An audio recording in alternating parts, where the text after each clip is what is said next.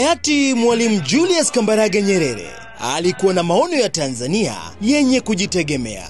Alielewa kuwa maendeleo hayawezekani bila uwepo wa nishati ya umeme. Umeme haukuwa tu mwanga, bali ulikuwa chachu ya mabadiliko. Kutoka kwenye maono hayo, TANESCO ikawa kiungo muhimu cha safari ya maendeleo. Miaka mingi imepita, kutoka umeme wa kuzalisha kwa mitambo ya mafuta hadi mitambo mikubwa ya uzalishaji. Kutoka vijiji vichache kupata umeme hadi vijiji vyote kufikiwa na umeme. TANESCO imeendelea kubeba dhamira ile ile, kuangazia maisha ya Watanzania.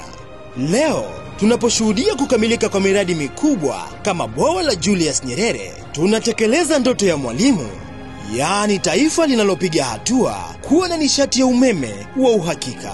Kila nyaya, kila mwanga unaowashwa ni ushuhuda wa maono yake yakitimia. Kwa heshima tunamkumbuka na kuenzi maono yake Mwalimu Nyerere.